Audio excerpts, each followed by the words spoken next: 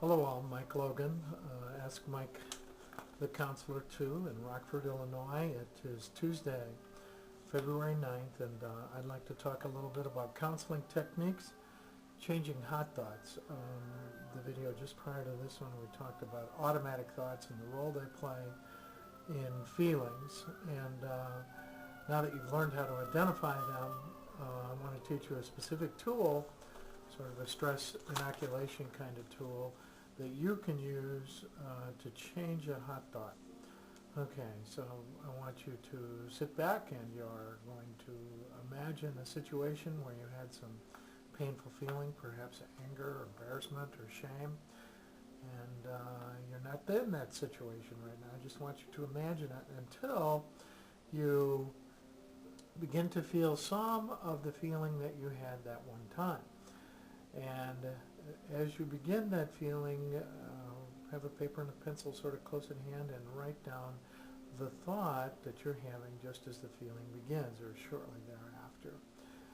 That's more than likely the automatic thought or some derivative of the automatic thought that you want to work with. And now what I want you to do is to go ahead and change the thought to a memory of something that left you feeling warm.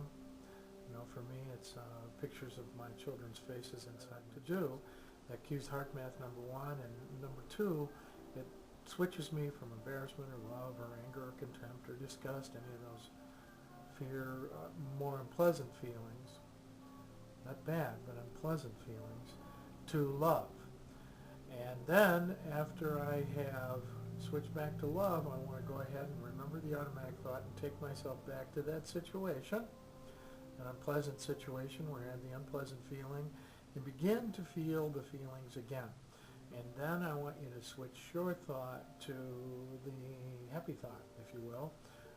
For me, again, it would be my children's faces or holding them as infants, or certainly today a beautiful spring day, until I feel contentment or relaxation or a little bit of peace. Then go back to the unpleasant thought, and then back to the pleasant thought. And I want you to get used to the idea that you can switch the thought pretty much on demand. With some awareness, you always have choices. Okay, so pretty soon, if you practice this enough, you will call up the thought or the memory of the situation where you had the unpleasant feeling, and it won't be anywhere near as charged. You will have inoculated yourself against that particular memory simply by associating the unpleasant with the pleasant.